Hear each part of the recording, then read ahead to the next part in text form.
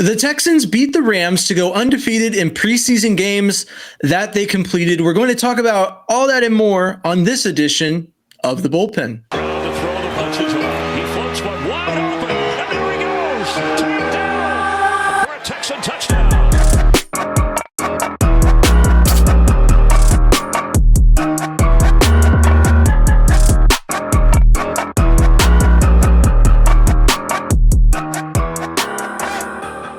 Hello and welcome to The Bullpen. As always, I'm James Roy, and with me is Tom Chavarria. Tom, how are you doing?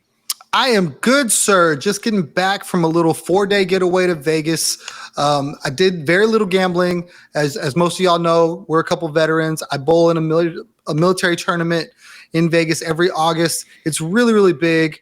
If you ever find yourself in Vegas in August, head over to the South Point. Go check it out. The stadium is like the Super Bowl for bowling. It's the coolest thing. And I had a blast. Didn't bowl great, shot my average, but you really got to do a little bit better than that if you really want to go in there and steal some of that money for yourself. But got to meet some good friends that I don't get to see all the time. Had a great time, and now I'm trying to catch back up with all my Texan stuff. I was going to make a joke about what happens in Vegas stays in Vegas and then ask you anyways about what happened, but you really did a nice short and sweet recap of what happened in Vegas, and it definitely didn't stay in Vegas. Well, I guess the money stayed in Vegas because you didn't win any, but I mean... No. Donations, lost wages is exactly what it was. Exactly. Well, before we really get into things, just make sure that you're looking on the Bleacher Report app. I got a laundry list of things to say to you guys. So here's me self-promoting the podcast right now here at the beginning. I'm trying it out. We're going to see how it goes. But on the Bleacher Report app, the very minute that rosters are finalized, you'll hear me live talking about the Texans and how I feel about their final 53-man roster. So make sure you're tuned into that at 4 Eastern, 3 Central. And then make sure also that you are subscribed to the Bullpen. Make sure you're subscribed on YouTube. If you're listening, make sure you leave a review and leave a comment. And yeah, sweet. Let's talk about the Texans. Let's do it. The Rams came to town, and the final score is not what matters, but I'll take pride in the Texans coming out with a win. Super stoked to see them be able to show off the bottom end of the roster. I mean, it's really what it is. We get to see the Texans, and we get to see who they think still has something to prove to make this roster. And so what did you make of the decision to not play Dameon Pierce? We'll start there, since you are the elected Dameon Pierce fan club president. I loved how Twitter went to war immediately. It was amazing. like there were so many people very, very upset with the choice to not play Dameon Pierce. I do understand the logic behind it. Regardless if you feel like he makes the club or not, I think playing him in this football game serves you very little, because you've seen him all preseason long. You've seen his body of work the last 2 years. If the Texans feel he's a member of this team, they've seen enough that they don't need to play him. And if the Texans don't feel he's a member of this team, they've seen enough that they didn't want to risk injury to a potential guy they could trade. So I really didn't mind the fact that he didn't play. I know a lot of people were kind of like, why is he not playing? He looked horrible in preseason. If he's going to make this club, he should show something. And to that, I agree. I totally agree. There should be something on film this preseason that should warrant you having a roster spot on a team that looks so deep as it is. There's so many different position battles that I'm sure we'll get into that could go one way or the other and make another position very, very hard to figure out, because you can only keep 53 on the roster, and then you got to figure out if a guy can make it through to a practice squad and things of that nature. So I didn't mind the decision. I really am interested to see what they do with Dameon Pierce. D'Amico's press conference at the end did not give you anything. He did not speak one way or the other. It just lets you know, hey, I didn't need to see him because I know what he's capable of, and you can take that how you want to take that. I'm interested to see what happens. I know I'll be tuned into the Bleacher Report to see your reaction to that. 100%. And I'll tell you that on my final 53 roster projection, I don't believe that I featured Dameon Pierce, and that's because I think he gets traded. But also, I don't know. It's hard looking at that running back room for me to justify keeping Dameon Pierce with what's been shown. But I'm only looking through the lens of preseason. I'm not in that building. And I think that's an important thing for us to look at. I was going to reference the press conference, but you said it best. Like we didn't really get anything from the press conference from D'Amico. But what we do know is that a lot of people are like, well, we've got nothing in the preseason. He had a down year last year. Like he really is fighting for a roster spot. But if we look at how D'Amico Ryans and Nick Caserio have spoken about Dameon Pierce throughout this offseason, we have no reason to believe that they think that he's not on the roster. I even though I didn't project him on the 53-man roster, think his chances of making the roster are very high, because I think at worst, realistically, Cam Akers takes the RB2 spot. But they played Cam Akers very heavily. You know who they didn't play? They didn't play Dario Gamboale. You know who they didn't play? They didn't play Joe Mixon. So, like, I mean, obviously they didn't play Joe Mixon. But you know what I'm trying to say? Like, that running back room looks like it's 3 guys that are set, and then they're trying to decide, are we sticking with the rook? Are we keeping Cam Akers on the roster? Which is an interesting perspective considering all that Cam Akers has done. I didn't think he had anything to prove going into that game, and I'm surprised they played him as deep as they did. But I'll be interested to see. And like I said, on Bleacher Report, you'll see my take on that. And I'm interested to see what happens there. Now, quarterback. No, I'm just kidding. We're not going to talk about quarterback. There's not much to it, but let's talk about wide receiver. We're at the end of the road. The Texans have seen all they can see from these wide receivers. What do you make from the way they played the wide receivers, and who do you think is on the bubble fighting, and who do you think has cemented their roster spot in that room?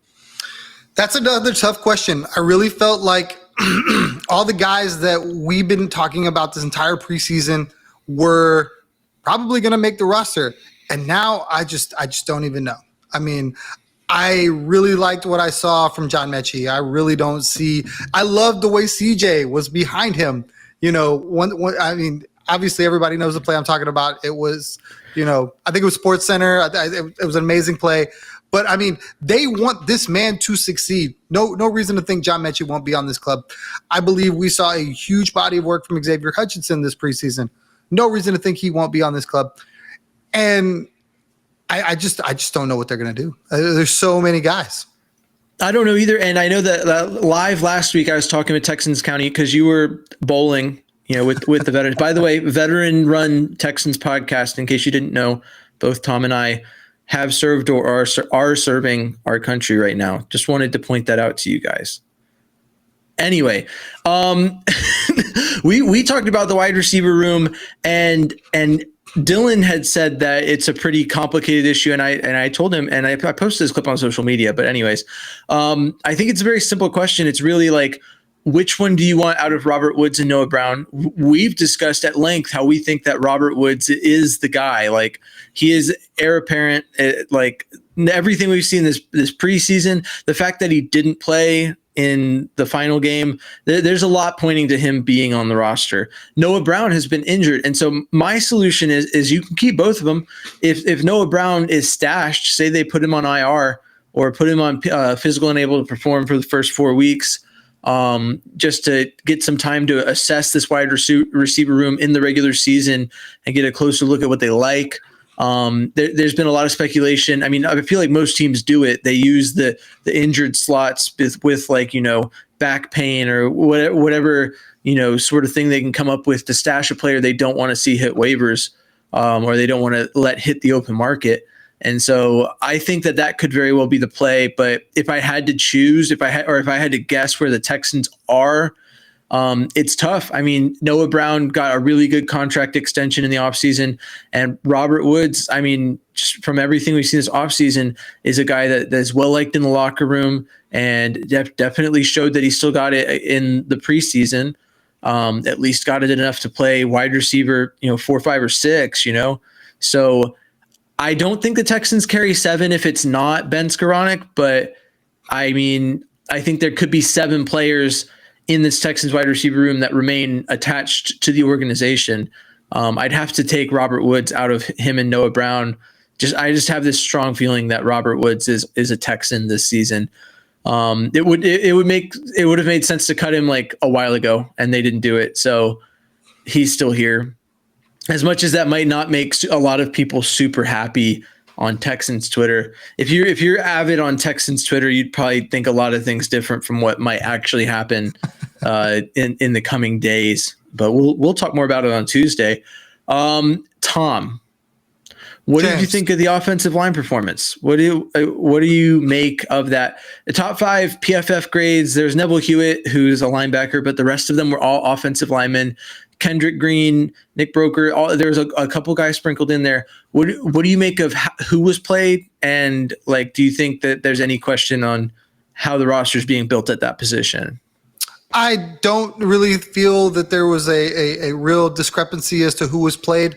I think it's really fortunate for the Texans to say that you potentially got some depth on the line, which in years past we've not been able to say that. And this seems like a really, really good spot to be in with the offensive line.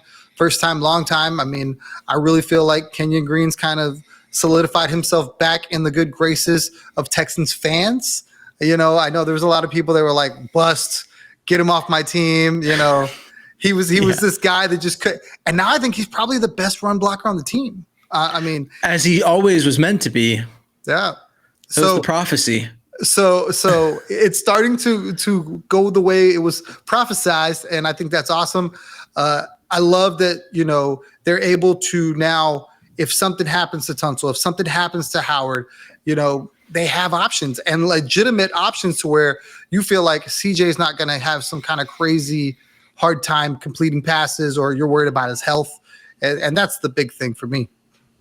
100%. I mean, if it continues the way it's trending, right, with Kenyon Green having shown that he can be the guy, Kendrick Green having shown that he's still, a very good backup at worst. I think that this offensive line group is set up to surprise a few people because I've spoken a lot to it. I mean, usually when a group performs at the level that the Texans offensive line did last season, granted there was injuries, you think there's going to be some changes or there will be someone brought in to fix the issue. And the Texans kind of went, oh, we weren't healthy. We're going to run it back. It's pretty much mostly the same group. The depth obviously shuffled at least a little bit, but from the guys that I expect to make the roster, it's pretty much the same group from last year. When healthy with Kendrick Green being in the backup, and so Jarrett Patterson as well. But I think that obviously Blake Fisher was just drafted too. Sorry, I have to clarify that. But I think the O-line's in a good place. You said it best. It's depth. And it's going to be good, especially knowing what happened to the Texans last season. It'll be good to have that. So other than that, I mean, we've beaten the tight end discussion to death. Are they going to carry 4? Who knows? I mean, TQ, I don't even know if he was healthy, and he definitely didn't play. So if they think that they can carry 4 tight ends, they'll carry TQ. If they don't think they need to, or I guess they could carry Nick Bowden, but I don't even know why they signed Nick Bowden. I don't understand that outside of being like a camp body. So, and he didn't really show much more than that. But let's look at the defensive side of the ball. So a very promising sign that a lot of guys that we like didn't play. What do you make of, so Mike Ford has been a guy who's been talked up from that matchup as being someone who showed out the whole preseason. All I heard was that guy doesn't have a roster spot. And then all of a sudden in this game, he shows up and now the tide seems to have shifted. What do you make of his performance and just the secondary in general? I mean, and this is not just in the secondary. This is like across the line, right? We talked about wide receiver. We've talked about corner. We've talked about these spots where the Texans went out and made some signings in the offseason, and it was like these things need to be addressed. Now we're in training camp, and some of these signings are starting to look like, well, we really didn't need to make those because some other guys have stepped up. A lot has been made about the cornerback stuff. CB2, we've talked about it at length. Kamari Lassiter has clearly stepped into the role that a lot of people wanted him to step into. I wish nothing but the best for him. But now you're seeing national media talk about Jeff Okudah and CJ Henderson may being casualties. And I only think that's possible if somebody like Mike Ford is making that to where, okay, between Lassiter and Ford, I no longer need those guys. Same with we talk about Ben Skowronek. I feel like we went out, the Texans went out and used a draft pick to go get this guy. He could get cut. Noah Brown, they went out and paid him $4 million. He could get cut. So that only happens if some of these other young guys have stepped into a role that now, okay, I have them as depth pieces, and I don't need to pay money to these other guys. I mean, I'm probably going to have to pay something, but like it doesn't serve me to carry them. And I think that's the example that I see with like Mike Ford. Like, I don't think he had a roster spot like a lot of people said, and now I could absolutely see him on this roster. Yeah, I mean, I don't know. The cornerback position is rough because I think that in a lot of people's eyes that CJ Henderson and Jeff Okudah are the incumbent, or I guess the higher level signings from this offseason, and that anyone else would have to outshine them. The problem is that we really haven't seen a whole lot from Okudah and Henderson due to injuries. And so a lot of it is sight unseen at that position for depth. And it's cause for a little bit of concern. But you have to believe that the culture in the Texans organization is enough to at least draw mediocre at play from players that were meant to be a lot better than that. But mediocre is the average is acceptable in a lot of ways, especially from your depth. Like if they can step up and give you the average, that's fine. But I mean, I think that the bigger question for me was who is going to be picked out of Desmond King and Miles Bryant. And to clarify, guys, it's Sunday night, and the Texans, I guess, are a franchise that still honor Sunday as a Sabbath when it's not regular season football. And so they did not make any moves. We have not seen any roster cuts. You are hearing us talk with no information on who is or isn't making the roster. So if you listen to this Monday morning on the way to work, just know that we didn't have that information. I just want to put that out there. But I mean, I put Miles Bryant over Desmond King, but I think that it could very well be a thing where maybe Henderson or Okudah. I don't think it's both. I think it's one or the other probably gets moved, and then the other one will play primary backup. They'll keep a backup nickel, and I imagine they carry 5 or 6 cornerbacks. I just don't. If one of those guys leaves, I don't know if they bring in someone else, if they keep Mike Ford, or how they view it. So I'd be interested to see it. We do know that Brandon Hall, a 6th round pick, or I guess 7th round pick out of Pitt from last year, is out for the season. So there's no question about that at safety. But as far as safety goes, do you have a player that for a fact isn't making the roster, or do you have any players that you wanted to make it that you don't think showed enough? Like, what are you thinking about at safety? I don't know. I really didn't. Once you go past Kalen Bullock, I really don't really look at the safety position as that. I feel strongly that Jalen Petrie will play safety alongside some nickel. So I think the question is better, like you just posed, like Des King or Bryant, as to what's the guy that maybe they carry both of them and they don't carry another safety outside of that. I really think Kalen Bullock has showed enough that he can be a major player on this team right away, a la Kamar Lassiter. And that's probably going to push some guys out that, before this all started, we probably, I could see him. Lonnie Johnson, right? That's a guy that I think some of us could have been like, yeah, I could see it. And now I could obviously see him getting cut. I mean, I could see him getting cut, but that's the one where when I did the cut downs for my prediction, it was between him and MJ Stewart, and I think they're keeping MJ Stewart. MJ Stewart didn't play and Lonnie Johnson did. Like, don't get me wrong, but when I thought that maybe they might want to hang on to Lonnie Johnson, so MJ Stewart had to be the cut. But I don't know if they're even considering. I honestly, based on what I've seen, because my prediction for the 53 man also is like kind of colored by the players that I'd like to see them keep. But like if I'm looking at what I have to go on, like just observing the Texans, I think that the safety room looks something like Jalen Petrie, Jimmy Ward, Kalen Bullock, Eric Murray, MJ Stewart, and then that's it. That's the whole safety room. So I don't think they keep anyone else outside of that. I could be wrong, but just based off what we've seen in this preseason game, that's what I have to go on. As far as the D line goes, there's a couple guys, Ali Gay being one of them, Solomon Byrd, some rookies, Marcus Harris in the interior, all fighting for roster position. I kind of want to transition into this discussion on the rookies, but before we go into that, What feel did you get from the defensive line room? Like, it's going to be some tough cuts in there, but is there anyone that like set themselves apart as like you think, oh, this guy's going to be on the Texans roster? I don't know. And for me, I think they all flashed promise, and I think they all look very good in different points. And I would not want to be Nick Caserio. However, a lot of people are really looking at some of the other names that are getting cut with respect to linebacker and stuff of that nature. So I wonder how much the Texans are going to be players into looking into picking players off of other teams that get cut, going, hey, we've seen them. We think we like them. They can come in right away and perform. I love like the names you named, though. I love all of those guys, and I could absolutely see them being on this roster, and I would be totally fine with that. I wouldn't think that they would be bad depth, I guess, is where I'm at. And it's really going to be so tough for Nick. I just don't know how you do it. He did a really good job building this team. I will not get off that island or that mountain, however the saying goes. He did a phenomenal job building this team, and he's got an amazingly tough job now cutting it down. 100%. And I'm glad you brought up linebacker. All I'll say to that is that it'll be interesting to see how confident the Texans are in their linebacker room and depth, because if they don't make a move or at least try and grab someone on the waiver wire, that'll tell you that they probably feel all right with what they have in the room.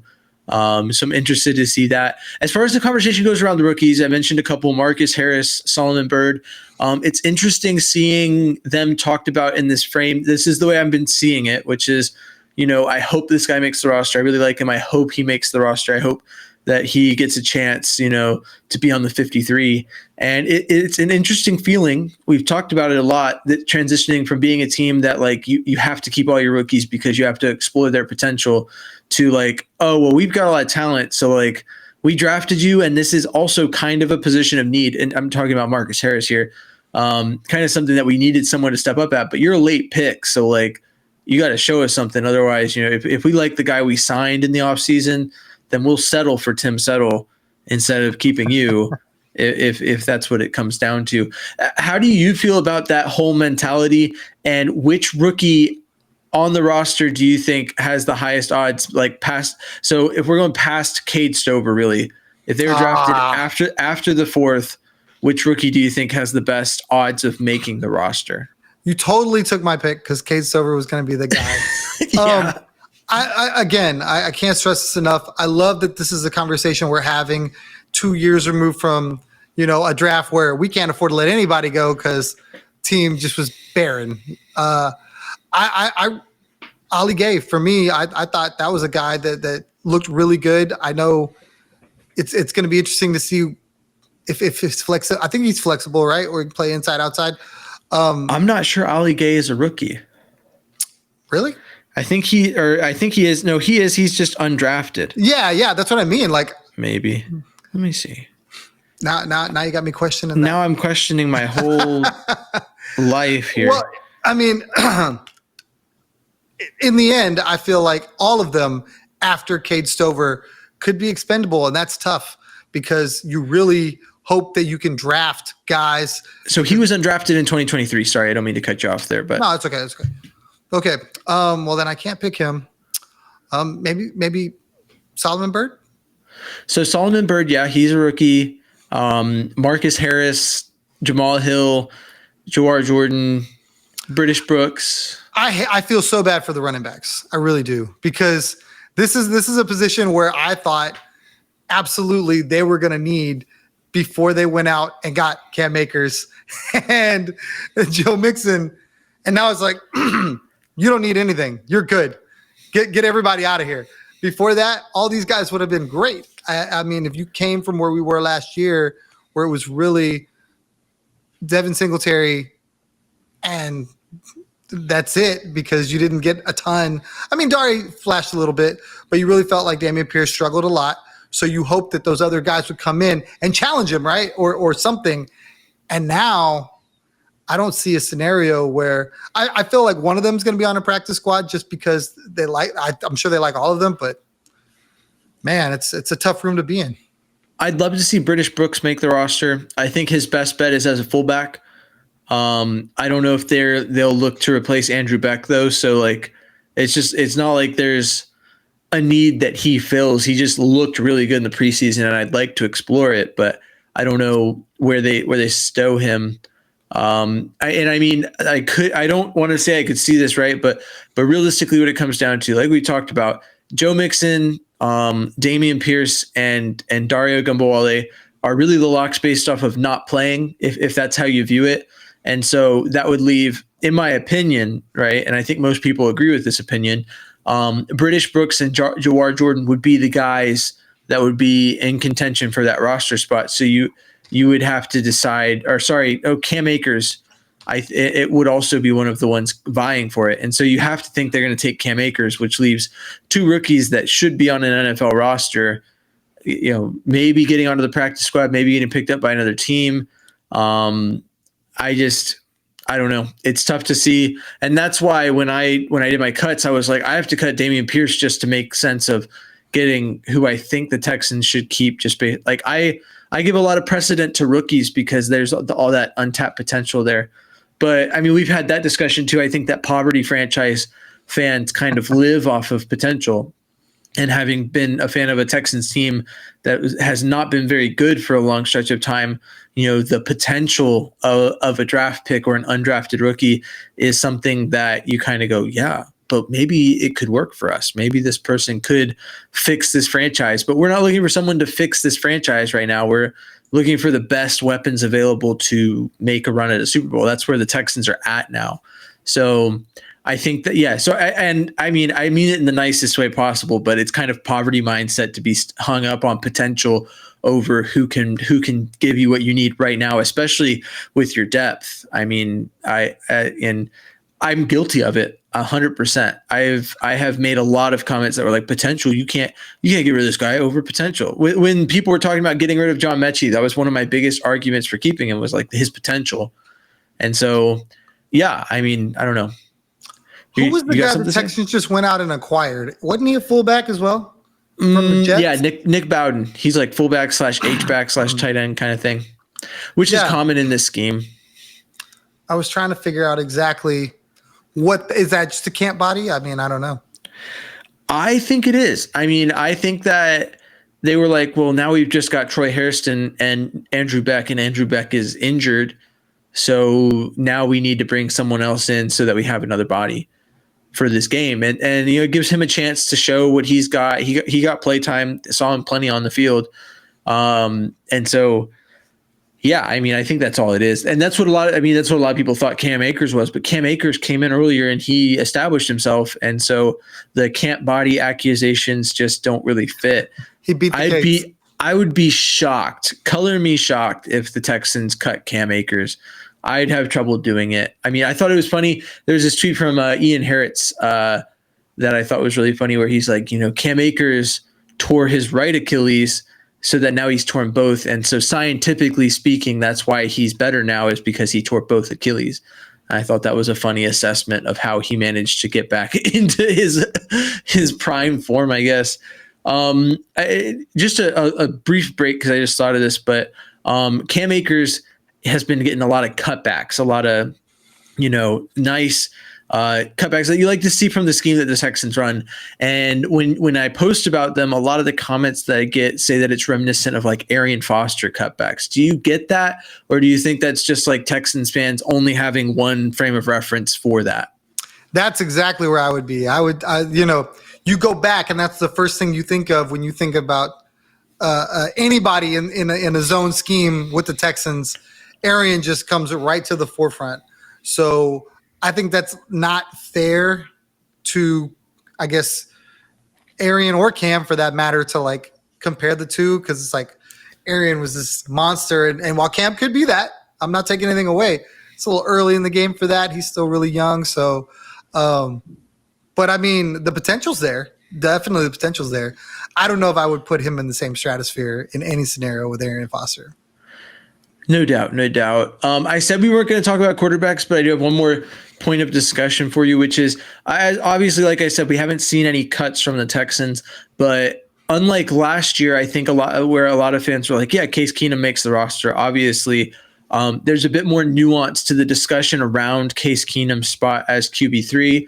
I'm going to go ahead and go out on a limb and say that you and I both view it as that, where it's CJ Stroud, Davis Mills, and Case Keenum, so that we can remove the ambiguity of whether or not anyone views Case Keenum as the QB2. I don't think there's any reason to believe that. So as QB3, and per the new roster rules, he would have to be on the practice squad and not, in order to not occupy a roster spot and still be able to be called up to be the emergency QB3. So what are your thoughts on that whole situation? Do you think that Case takes that, or do you think that the way that that's structured, it kind of sets us up to have Tim Boyle as the QB3? I mean, I don't know anymore. I used to think Case Keenum was the locked third guy because he was going to be the veteran. Wasn't going to be an issue. This was going to be the guy. And I still think that. But they really make it sound like Tim Boyle is something they'd like to see more of. Now, I question whether or not another team will come out and go, you know what? Our backup probably isn't that good. And maybe we looking at you, Cowboys. Although they feel some type of way about Trey Lance. But I mean, you invested more draft capital than you should have in getting him over to Dallas. So, I mean, yeah, I'd feel some type of way too. But I mean, that's really going to be the question. Like, if Tim Boyle is allowed to clear and can go to the practice squad, I'm sure that's where he lives. Case makes the most sense because you know what you're going to get. He's a Houston legend and a locker room guy, and he's not going to be like beating the door down to go, oh no, I need more reps. I need this. I need that. He's genuinely going to be happy to be there. Clipboard Jesus, if you will. And it makes sense. I also don't think he gets exposed to waivers when he gets cut, because he's like super veteran, so he can just get cut and then sign it on the practice squad right away. Yep. And I think Texans Cap did a tweet about that, where he talked about like his current hit's like $3 million. It would go down to like, he would receive that money still, but then it would go down to like 1.5 or something. Like, I mean, I think I don't know. I always think back to that Daniel Tosh skit where he's like, you know, people. It was back when Brett Favre was still playing, and he was like, I don't get why people dog Brett Favre for playing like as long as he has, because like honestly, if I was a quarterback, I'd be playing, and then one day they'd be like, okay, you're the backup, and I'd be like, so you're still going to pay me like a couple $1 million to play football and sit on the bench? Okay, yeah, I'll do that. And then it's like, hey man, we found a new backup, so you're like the third string. It's like, so you're still going to pay me a couple $100,000 to play quarterback and sit on the bench? Okay. It's like, hey man, we're dropping you to the practice squad. So you're still going to pay me $100,000? Let me play quarterback in practice? Okay, yeah, I'll do that. It's like, I think it's an easy decision in a lot of ways. I don't know if there's a lot of people, you know, banging at the door to get Case Keenum as their backup. Maybe the Rams, maybe the Cowboys. Like, there's a couple of teams that are in contender status that their backup quarterback situation is not great.